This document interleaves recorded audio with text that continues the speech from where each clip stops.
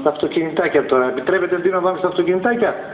Πάμε στα αυτοκινητάκια. Λοιπόν, να δούμε πολύ ωραίες φάσεις, αλλά και τι μας δηλώνει ο κύριος Κουτάντος πριν την έναρξη των αγώνων.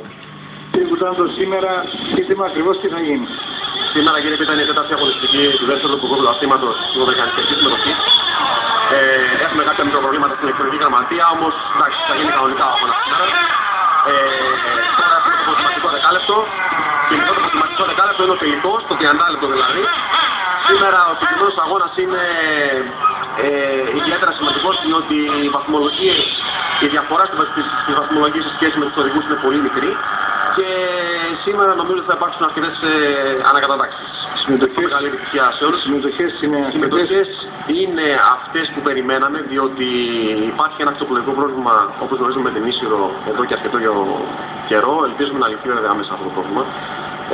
Και είναι και ο βασικός λόγος για τον οποίο δεν ήρθαν οι νησίρκες μας, ο Παλάντης, ο Καπαράκης και ο Αντώνης ο Παναντώνης. Έχουμε μάθει ότι υπάρχει και ένας τρίτος, ο Γιάννης ο Κακακιός, τον οποίο τον περιμένουμε να τον γνωρίσουμε από κοντά. Θα τρέξει και το παιδί.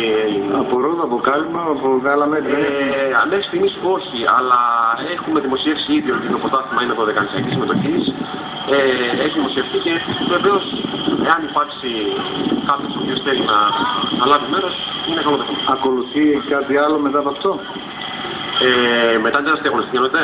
Μετά την τέταρτη αγωνιστική είναι στις 11 Δεκεμβρίου, αν δεν κάνω λάθος, είναι η 5η και μέχρι το Μάρτιο είναι στο σύνολο 12 αγωνιστικές. Το Μάρτιο θα γίνει και η απονομή του τροπαίου στον πρωταθλητή, τον οποίο μάλλον κατά πάσα πιθανότητα θα το κάνει ο Πανελλήνιος πρωταθλητής που είχαμε και στην πρώτη αγωνιστική οφείλη της θεολογίας που ήταν εδώ και θα είναι πολύ μεγάλη χαρά να τον ξαναέχουμε. Τι αγάπη είναι αυτή με αυτό το άθλημα, για πείτε μου, πώς το κλαμβάνετε δηλαδή? Αυτό το χόμπι, ίσως ένα χόμπι έτσι.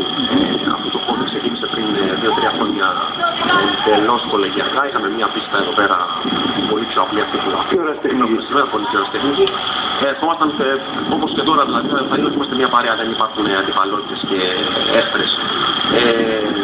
Αυτό που προσπαθούμε εμείς να κάνουμε και νομίζω ότι το έχουμε πετύχει σε πολύ μεγάλο βαθμό μέχρι στιγμής είναι αυτό ακριβώς, να είμαστε όλοι μια παρέα. Και όχι με στόχο το κέρδος, έτσι. Βεβαίως. Αγαπάμε τον μοντελισμό και θέλουμε, δηλαδή ο μοντελισμός θα πρέπει να μας ενώνει, όχι να μας χωρίζει. Και αυτό το λέω, ξέρετε τι το λέω. Αυτό είναι καλό ότι υπάρχει εδώ στην ΚΟ.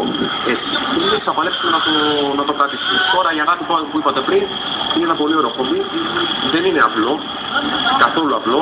Είναι τα μοντέλα αυτά που χρησιμοποιούν να πει είναι αγωνιστικά μοντέλα τα οποία έχουν πάνω τους πάρα πολλές ευκαιρίες και δεν είναι μόνο για να το φτιάξεις. Γιατί αυτό το μοντέλο έρχεται είναι βίζες. Δεν είναι μόνο να το βάλεις πώς να το φτιάξεις. Πρέπει να καταφέρει να το κάνεις να πάει ευθεία, να το βάλεις στην πίστα, να εξοικειώσεις το χέρι σου και να μπορέσεις να κατεβάσεις χρόνο και να διεκδικήσεις κάποια θέση.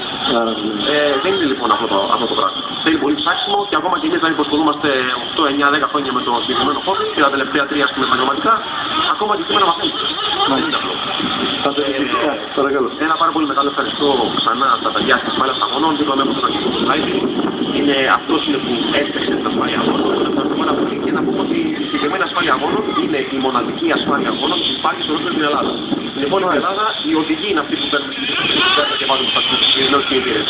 Εδώ δεν υπάρχει αυτό το πράγμα και τα παιδιά θα ευχαριστούμε πάρα πολύ και να συγχαρητήρια στα παιδιά, διότι είναι παιδιά 6 δημοτικού, 1η γυμνασίου, 2η γυμνασίου, το κάνουν εθελοντικά και ευχαριστώ και τους γονείς που μου τα πιστεύουν τα τελευταία 2 χρόνια.